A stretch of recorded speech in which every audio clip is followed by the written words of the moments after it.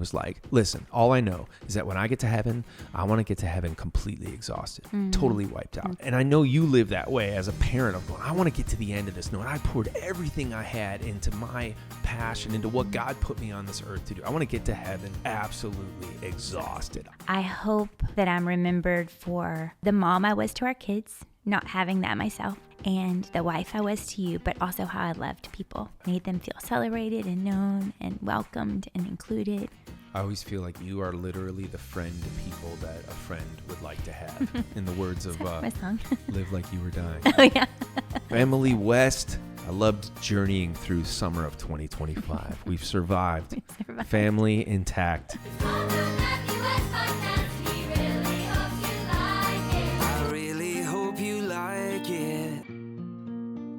What's up, everybody? Welcome to another episode of the Matthew West Podcast. I'm your host, Matthew West, and as always, I really hope you like it.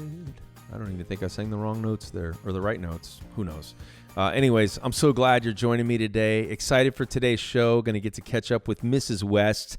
Got lots to catch up on. She's got some interesting questions for me as well. So let's see how this goes with me being the one getting asked the questions. But first, I want to remind you, very cool things going on.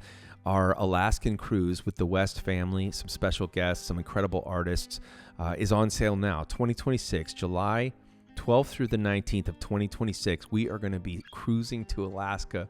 It's a trip that you don't want to miss. It's going to be incredible, seeing some of the most breathtaking views you've ever laid eyes on. And I'm not just talking about seeing me. I'm just kidding. That wasn't a funny joke. But July 12th through the 19th, cabins are going to go fast. So plan ahead. Plan your vacation with us. If you've always wanted to go to Alaska, this is your sign to do it and join us. The Matthew West and Friends Alaskan Cruise 2026. It's going to be epic, all right?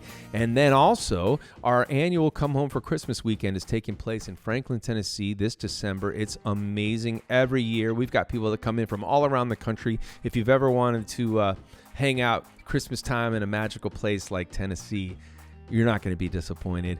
We have very limited space left. So go to MatthewWest.com to find out information for both of those special events. And last, our fall tour, the Don't Stop Praying tour, is headed to a city near you. A limited amount of shows. I think we're only doing 13 shows this fall. MatthewWest.com, all your information for all three of those things. Let's hang out. Come and worship with us. And one of those or all three of those events, it's going to be epic. I hope you'll join me. All right, let's go to the story house with my bride, Emily West. She's here. She's yawning even before we start. I hope that's not the kind of indicative of the kind of energy you'll be bringing to today's pod. Not at all. And then you're speaking so softly. Did I awaken you from a nap this afternoon, It's raining Mrs. here West? today, and it's making me tired. Plus, we've had a long, busy summer. So you're just getting exhausted? Are you weary? I'm weary. I know what I think I still might be weary from it. A debacle that we had recently. We'll get into that. Okay. But we've been living some life. We have. Haven't we? We have. Welcome back to the show, Emily West. Thank you. It's always great to have you. People that listen to the show love hearing from you. That's nice. All of your Instagram followers, of course, and Facebook, they love hearing you. Oh, that's nice. Yeah, you're an influencer. No. Did you realize that? I don't know about that. You don't? No, I just share our life with people. Right. And then sometimes a link to a cute outfit. In a cute outfit? You always have cute outfits. I love some outfits. I do know this because it leaves my bank account every time you buy one, but our bank account. Right. It's not mine and not yours. Just yours. It's ours. How are you doing today? I'm good. Yeah? Glad to have everybody under one roof again. The girls back home. Yeah, so I think the last time you were on the show, were we still without everybody coming home? Lulu from her 6-month missions trip, Delaney from her 3-week Rwanda trip. Our family's been world travelers, except for you and me. Right. I've been traveling, and you and I traveled a little bit. But it's been amazing having our girls back home, hasn't it? For selfishly. Sure. Yes, selfishly. It's been fantastic. I love it. But have you, we've talked about this, so I'm asking you a question I already know the answer to, but have you seen a difference in our daughters' lives, in our daughters, since they've each taken those trips? Like I said, Lulu did a 6-month a missions trip and discipleship training, and then Delaney went to Rwanda, 30-hour flight, and just loved on some kids at an orphanage and a school there for 3 weeks. I mean, I just feel like both of our kids came back like adults, young adults. For sure. I definitely think Lulu did, because in the 6 months she was gone, we saw her once. And when we saw her, she was in her discipleship training, and she was in the like being with her friends and exploring Hawaii. And she's kind. She's the sweetest girl. And we were a welcome interruption when we visited her on spring break. But it was also like, okay, Mom and Dad, I'm going to go back and spend some time with my friends, you know? Yeah. But now that she's home and has experienced the Fiji portion, the outreach portion, the sleeping in a hut with mice. And having the flu and being away from home and a mouse in her bed and on the floor and no shower for days and taking a bath in the ocean and sort of all of the things that she's never done before, obviously. I feel like there's a bit more appreciation for the life we've provided for her. And not that she was unappreciative before, I don't mean that, but you know what I mean? Just for her life in the United States, period. The comforts that living here provides. And then I think she really missed us. Like, for the first time, her being home, she hasn't been running off to go meet up with friends to do things. Like, she has seen a friend or two here and there, but like tonight she was like, what's for dinner? And I was like, oh, okay, she's home. She went to a worship night last night. And I don't know, the maturity is showing. The spiritual growth is showing to me. For I'm just sure. watching. I'm just going, wow. Like, it's been inspiring. Like, she's been challenging me, you know, and I'm seeing the scripture she's posting that she read in the morning, and I'll go read it. You know what I mean? And the other night, like, she and Delaney went to a worship night, just, you know, could have done anything in Music City, and that's pretty cool. Right. And then Delaney just only being gone for 3 weeks compared to 6 months. I just feel like, she has come back. She's always had a passion and a heart for children and impoverished children. You know, here in Nashville, the work that she does is at an inner city mission. And I've loved seeing that. But man, I feel like she hasn't stopped talking about her experience at this ministry called Hope Haven, a school in Rwanda. Amazing organization where you can actually help sponsor children as well. But just seeing her, just a light in her eyes, like, and I think in independence, you know, taking a trip like that. I was scared to put her on a plane for 30 hours. Of course, she had some other folks with her, but it's different than having Mom and Dad with you. And if something goes wrong or if a flight gets canceled, and I was just worried she'd be stuck in the Brussels airport overnight or whatever, but she made it there and back and just thriving. Pretty incredible. I think Delaney she's our one that has always been very independent. She is our one that would cringe to know we were sitting here talking about her. She doesn't want us sharing many pictures of her online. She doesn't want us talking about her. She's a fantastic singer. She plays guitar. She loves serving children. She will volunteer. She will raise money. She will go and do. And we are so proud of her, but I'm almost reluctant to say too much for fear that she's going to get mad at us. We'll move on quickly. I know. We're so proud of her. She came back. Every day is a different story about another little person that she's hoping someone sponsors at Hope Haven. And she wants to go back for fall break and then Christmas break and then summer. And, you know. Well, speaking of summer, let's do a quick recap. Summer highlights for you. What were they?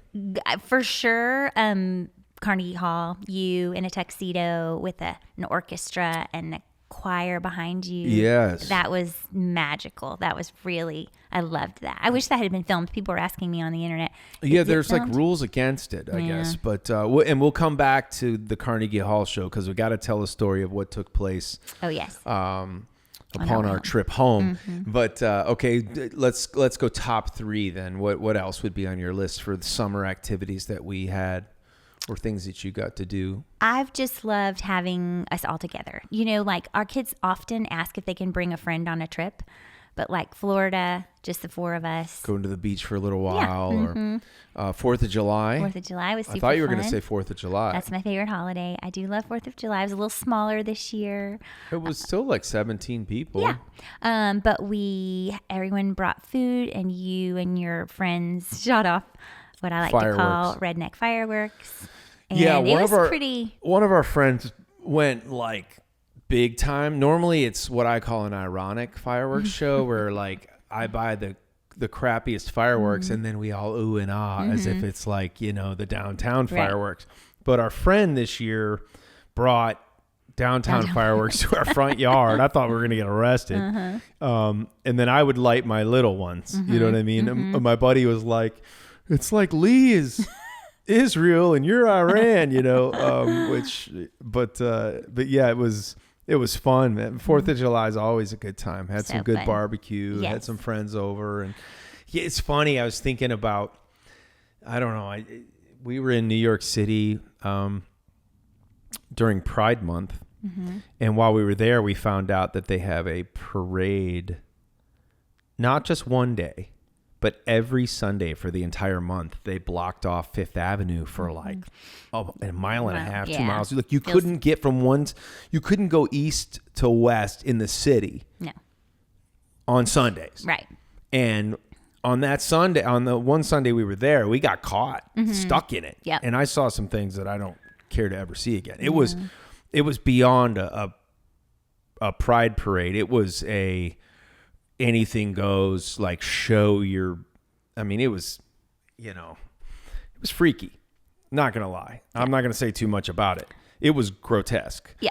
And it was like, hide your eyes, kids. Like, I don't know. And I was trying for us to stay away from the parade, but there was no avoiding it. We were trying to just go get ice cream. And all of a sudden we're like, we thought we could cross it because the police told us we could. And then they said, there'll be a break in it and you can cross. And so we waited and waited. And it was, I'm not going to sugarcoat it. It was shocking to see. Like, it wasn't just, you know. It wasn't just people in a parade expressing their beliefs. It was shoving it down your throat in the most freaky way. Yeah. Like it was absolutely not family it appropriate. Was not safe for the whole family. No, it was not. Let's just put it that way, depending on who your family is. Right. But I was really turned off by that.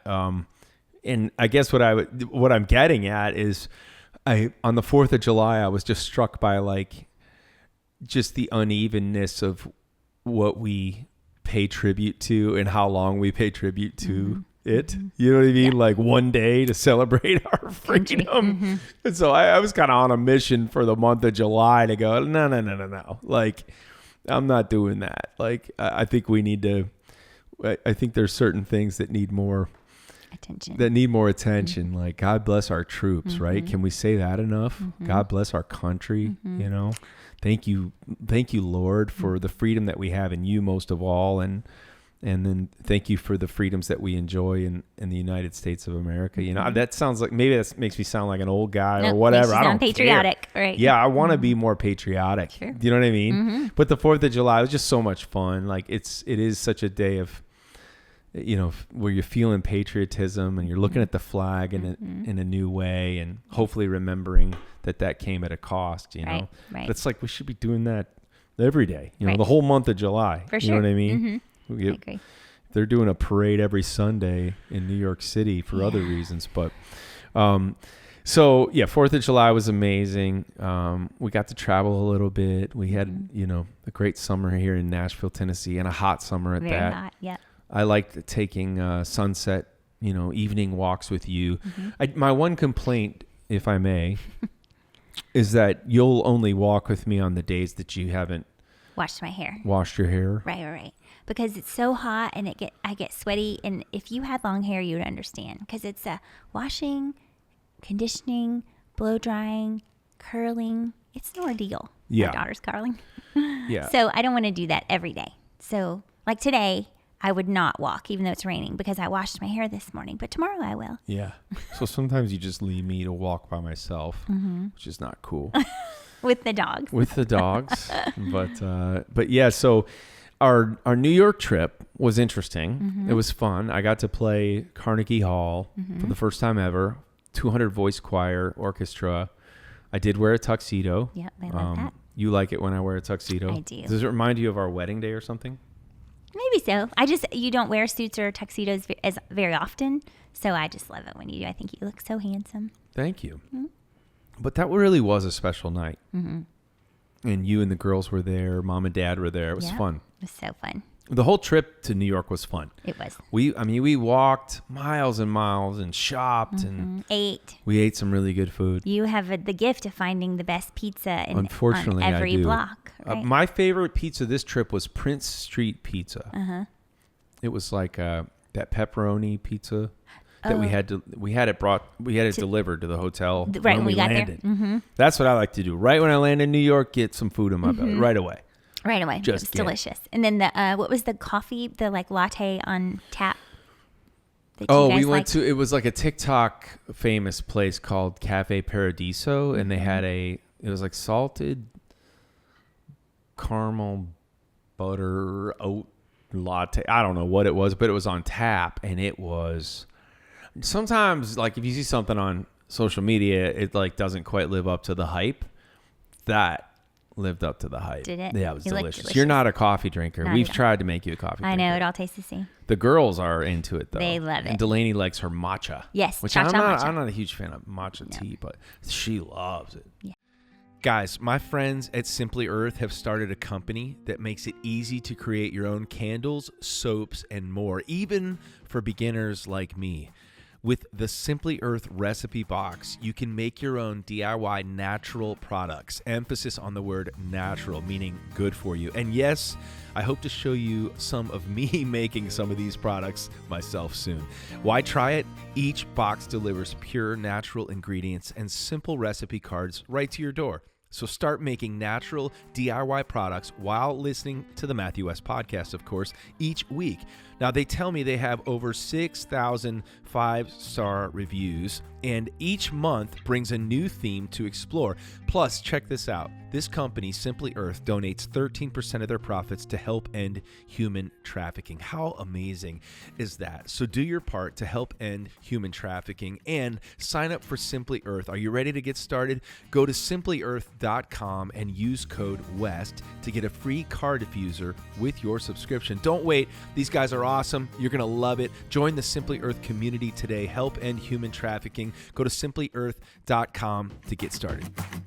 So one of the things that was crazy that I was hoping we'd talk about today, but the extremes of life that in one 24-hour period, pretty much I was at the pinnacle of success, or at least it was a moment where I'm on stage in a tuxedo performing at Carnegie Hall. Doesn't get much better than that. It was incredible. Had a great night. Had a great meal afterwards. It was fun. And then we leave the next day to go to come back home. Mm-hmm. We have an afternoon flight, a 5 p.m. flight in New York City, LaGuardia Airport, headed home. We get there, 3:30? Mm-hmm. 5 o'clock. Flight's slightly delayed. We get on the plane. Plane sits on the runway. The air conditioning's broken. Mm-hmm. It's 100. Somebody said it was like 105 degrees in the plane. Mm-hmm. We sat there for how long? Easily an hour. And a lady passes out. Mm-hmm. People start freaking out. I was trying to stay peaceful, but I was sweating. Yeah. So everybody was just dripping sweat. Mm-hmm. And I was starting to panic a little bit. Yeah. Like, you started to feel kind of claustrophobic. And when the lady passed out, and then they're calling for, anytime they start to call for a doctor on the plane, I'm like, oh. Mm-hmm. And it started stressing everybody out. Yep. They bring us back to the gate. And then they didn't let us off the plane. They didn't let us off the plane. And finally, people were sort of open the door. It started getting heated. Yeah. Like, emotionally As heated. it should. Oh, it was crazy. Yeah. Then we get off the plane. They don't give us any announcements. No. They make us wait. They don't cancel the flight. No. So we can't get our bag. We were like, let's just go back to the city. Yeah. We'll try again tomorrow. Yeah. Won't give us our bags. Mm-mm. Keep pushing the flight back. They didn't tell us anything. No. Right. Just keep pushing them. They don't tell us. We're just waiting. We're waiting. Yeah. They finally get us on another plane. By then, it's like 1 a.m. 1 a.m. We'd sat there from 3:30 till 1 a.m. without any announcements. The customer service, I know I sound like I'm complaining, but normally, we fly Southwest Airlines all the time with my band, right? That's our private jet, Southwest. Yeah. And customer service usually really great. Yeah. New York City, some of the meanest. Yeah. I could not believe how mean the people were being. Second plane, second runway, over an hour and a half. Yeah. this time the air conditioner was working. This time it was too cold. Yeah, it was cold. But we were like, we'll take it. And then we think we're getting home. I actually fell asleep, and all of a sudden we get an announcement. Folks, we've run out of time. The pilots have timed out. We got to go back to the gate. Yeah, there was a storm. I thought I was going to lose my witness. I was going to lose my witness. And then we get back to LaGuardia, and what was it, 2 a.m.? Yeah, 1:32 a.m. And then we just, 2 By a.m. that point, there's still no updates. Right. They won't cancel the flight. We can't get our bags. At that point, it's too late to get a hotel. Right. They move our flight to 9:30 the next morning, and the West family spent the night in LaGuardia Airport, curled up in chairs in a closed down restaurant. I felt like the worst dad ever because I couldn't fix this. I couldn't fix it. I know. I couldn't get us a hotel. There were no hotels. But also it didn't make sense by that time, 2-ish, 3-ish in the morning to leave when we had, an 8:30, 9 o'clock. We weren't sure if they were going to move get back and forth from the city. Right. So we decided to wait because we saw that the American Express Lounge was going to open at 5 a.m. we thought, we'll buy passes into that. Yeah. Which we did at 5 a.m. Yeah. And then we sat in there. It wasn't any more comfortable, obviously. No, but still we felt a little safer, I think. So we got to the airport 3:30 in the afternoon, and we got home at 1 p.m.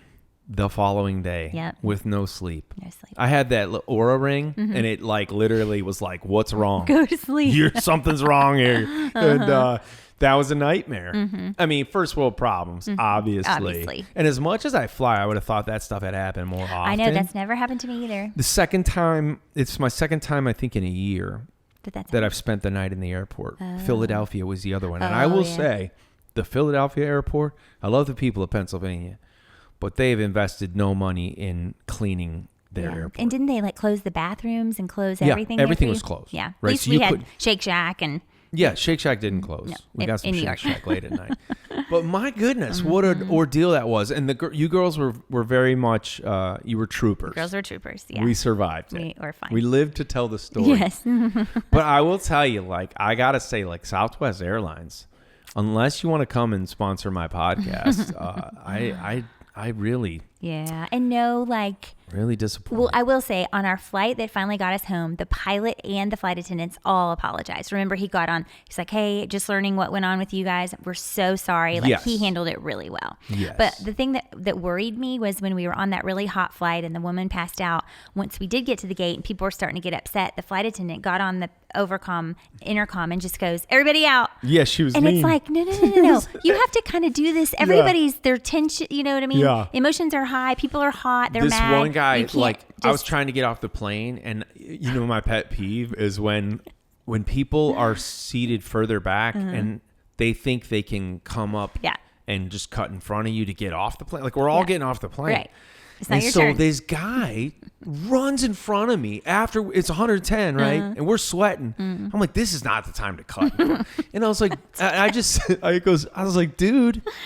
I was like, after all this, dude, you're going to cut in front of all these people? Yeah. And he doesn't acknowledge me. And I was like, hey, come on. Because he was cutting in front of these sweet old lady. I was like, hey, what are you doing?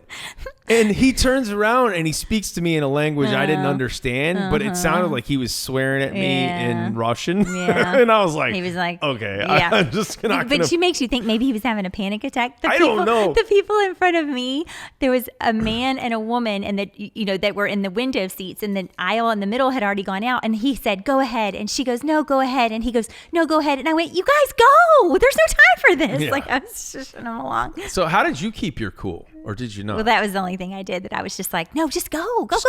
Like I was their mom. And they were like, oh, okay. Oh, well, we survived. The summer of 2025. Right. If that was the worst that happened, we spent one night in the LaGuardia Airport. But I was like, I wasn't about to let you guys go to the bathroom by yourselves. I was standing outside the door. Yeah. I don't know. I just, the city's a different deal, man. We're from Nashville. But so you said you had some questions for me before we close out our time together? I have some silly questions. You want to answer my silly questions? Silly ones? Just Will silly. you? Are they questions that fans have given, or No, not this time. They're just okay. Where'd they come from? I just made them up. Oh, gee, Lord help us. Okay. No, they're just silly. Okay, tell us what your morning routine is. Whew, just quickly, not. Okay, lately I've actually been waking up really early lately. Yeah. And normally you can attest, like when I'm coming off the road, I'm not getting up as early, but I've been getting up early. Like when we were in New York, I got up way before you guys got up for some reason, and I would go for a run in Central Park every morning. That 4 miles. was awesome. Yep. And 4 miles. So that's been my routine. Yep. I get up, I go for a run. I listen to the Bible on my AirPods and pray, and I'm usually rest of the run I'm listening to some of my new demos because I'm trying to figure out what songs should go on the new record I'm making, these things like that. When it's hot in the summer, I'm jumping in the pool. Yeah. I want to get a cold plunge. I haven't bought a cold plunge yet. I wish you would. So I've been just taking a cold shower. Right. And then a morning coffee. And then you're off. Oh, sometimes this, what do you call it? Sauna? Yeah, I like the sauna too. Yeah. So what's your morning routine? I'm a big believer in not hitting the snooze button. So my alarm goes off at 7:30 in the summer, 7 during school, and I get up right away, and I go out and I let the dogs out, feed them, take my vitamins, get dressed, immediately sit get in dressed. the same seat Same seat. in the kitchen. Well, no, I don't usually sit down then. I Well, get my that's when you clothes on read to your go. Bible. Well, no, not then. I usually get my clothes on because I got to go to my 8:30 class at the YMCA. Oh, that's right. Then when I come back, I read my Bible. But so that's sort of my routine. And then when I come back, I'll eat a little something.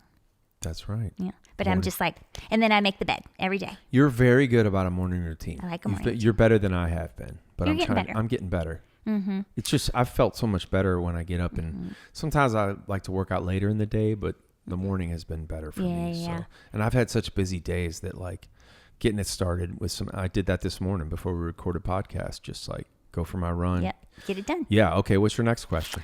Who is the most famous person in your contacts in your phone? Oh, that's a good question. Let me look through my phone. Well, like famous by whose standards? By the world's standards.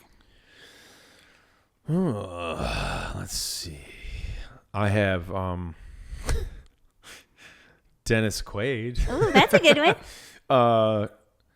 Let's see. Like Tim Tebow might be. Oh, that's a good one. That's probably the. Because he's kind of, just because he's widely known. Mm-hmm. Like. Yeah. You know what I mean? Mm-hmm. Maybe it's Tebow. Yeah. Yeah. Let's go with Tim Tebow. Yeah. What's yours? Oh. Do you have famous people in your phone? Yeah. Shannon Green. Shannon Breen from Fox News. Love her. Mine's probably Eric Church. Wouldn't you say? You have Eric Church's phone number? You do too. Yes. Yeah, So but he doesn't pick Eric up when is I call. married to one of my best friends. She was in our wedding. Her name is Catherine. I don't think I've ever texted him, though. Maybe I texted him one time, but is it his real phone number? Yeah. He's probably got like Oh, 3. you know who another one is? It's the Robertsons. We have the. Willie Robert? Yeah, from Duck Corey. Dynasty? Yeah. Okay, the last one I'll ask you, I have several, but what do people... Okay, how do you want to be remembered? Wait, so you just go from who's the biggest celebrity in your Just phone to like a asking you real to- deep thought? Well, okay, do you want me to do... Wait, how do I want to be remembered? Yeah, how do you want to be remembered? I mean, I'll give you the easiest answer is... and this is how I honestly want to believe, how I honestly want to feel, would be that I don't want to be remembered. I want to be remembered for what I helped people remember. Oh, that's good. Which is pointing people to the point of it all. Right. Like, that's where, like, one of the songs I wrote with Casting Crowns, to me, was kind of the heart of it, was like, the opposite of legacy is I don't want to leave a legacy. Right. I don't care if they remember me, only Jesus. Yep. So now, do I always live like that? Yes. You know, well, I'm just saying, like, sometimes ambition takes over. Oh, sure. You know, I had a guest on the show, Rory Vaden, that was talking about how sometimes we're going to be driven by ambition, we're going to be driven by fear, you know, but when we're driven by mission, that's when we live our fullest lives. Yeah. And so sometimes the ambition can take over and go, well, do I really believe that? But I think at my core, that's my hope. I think so. I mean, how do you want to go ahead? Well, I see that in you too. Like, you're very ambitious. You're always planning a company or something for us, you know, for the girls and I, and you're always looking at ways to grow your platform. But ultimately, I think, yes, your job, if you will, your ministry pays for our lives, but that's not that's not how you, I don't know. I think I'm not motivated by you're that. not motivated by that. You're motivated by, like, you'll always say, I remember early in your career when, you'd have a show and there'd be 500 people in a 2,000 seat arena and you'd be like, the right people are here. And I just was so inspired by that. You're like, the people that are supposed to be here are here. And that's what mattered to you. Not, did it sell out? Did it, you know what I mean? Yeah. I mean, I don't always, again, I mean, sometimes I have, like, I call it empty seat syndrome. Oh, sure. Because you notice and someone gets up and leaves. Or just like when you're focused on who's not there versus who is, and you always, it's like, I had a meeting at my record label the other day and we were talking about, it's like, we expect like every song to be a number one song. And it's like, that's not the point. You know what I mean? And I was talking about how we should have a number two party, like, because, like my song Unashamed was headed to number one and it was like one of the top testing songs in the country. And then it's just out of your control completely, but it like went to number 3. And then it was just traffic. And ironically, my other song that I wrote with John Reddick, No Fear, was at like number 1 for like 7 weeks. Yeah. And I was like, this is kind of a weird feeling of like, I have a number 1 song, but I have another song that's only number 3. Does that mean it's not as good? Does that mean it's not as successful? Right. And it's like, so even though I'm 48 years old and I've been doing this for a long time, I still have these like flesh, like human tendencies to feel like, oh, it's a failure, number 3 or number 2. But it's like, I counted up how many number 2 songs and number 3 songs that I've had that have been some of the most impactful. Right. You know what I mean? The song Forgiveness, I've had probably more people call me about that or send me a message about that song. That song, guess where that went? Number 2. Did it you know really? What I mean? The song Do Something. Number 2. Well, even when I've lately been to your shows and hear you sing Unashamed and watch the crowd's reaction, I'm like, this feels like this is number 1. It's crazy. I'll be singing it for the rest of my career. It's a war cry. It's a rallying cry for people to stand up for their faith. And I stood on stage at Carnegie Hall. And of all the songs we played in that 2-hour show, Unashamed was the one where the crowd got up on and right in the middle of New York City. Yeah. Where if you're a Christian in New York City, it's because you really want to be. Sure. You know what I'm saying? You got to really believe it. And you could just taste and feel that. Do you know what I mean? And I so that got me excited, like thinking of, and I just think those are the things. It's like, well, is anybody going to freaking remember like where the song landed on the chart? It doesn't matter. No one knows. And I have to tell myself that every single day. That's not the why. Right? The why is telling people about Jesus. The why is impacting culture. And the why is like, I've quoted Tim Tebow so many times ever since I was at this event with him earlier in the year. And he stood up and he was doing a Q&A with some people and a small little dinner. It was the coolest thing. And he stood up, he was talking about his fight against human trafficking. And he was like, listen, all I know is that when I get to heaven, I want to get to heaven completely exhausted, totally wiped out.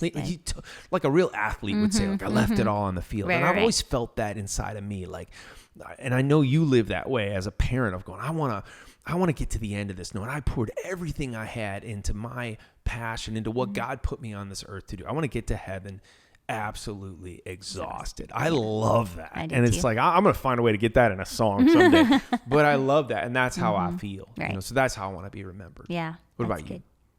Well, because I'm a stay-at-home mom and my platform isn't what yours is, when I was thinking about that question and asking you, I was like, I hope that I'm remembered for, it makes me cry, the mom I was to our kids, not having that myself, and the wife I was to you, but also how I loved people. Yeah. Made them feel celebrated and known and welcomed and included. You do that well. Thanks. I always feel like you are literally the friend to people that a friend would like to have. In the words of my song. Live Like You Were Dying. Oh, yeah. that Tim McGraw song says that, Yeah. When the person found out he had cancer, he's like, I became the friend a friend would like to have. Yeah. It's like, oh, that's good. Yeah. And that's exactly who you are. Thanks. It's who you are to me. It's who you are to everyone around you. Thank you. That's a good way to be remembered. I hope so. I think it's a good place to wrap up our time today. For sure. Asking you, the listener, how do you want to be remembered? You know what I mean? Think about the life that you're living, What needs to change in order to be remembered the way that you believe God wants you to be remembered in this life? And then ultimately, if you do it right, the way you will be remembered is that people saw Jesus in you, and that is what pointed them towards the direction of the one who can change their life, right? This podcast isn't going to change anybody's life. My songs aren't going to change anybody's life. It's us pointing people to the true source of all hope, all joy, all grace, all forgiveness, and a future in heaven. That's the goal, Yeah. right? Right. May we always remember how we are called to be remembered. Amen. That's good stuff. Emily West, I loved journeying through summer of 2025. We've survived. Family intact. Marriage 22 years strong. I love you. Love you. Thanks for listening, everybody. Thanks for listening to the podcast. If this encouraged you, be sure to leave a comment wherever you're listening. Be sure to subscribe to the podcast and share this episode with somebody who needs this encouragement as well. And it's your story for His glory. See you next week.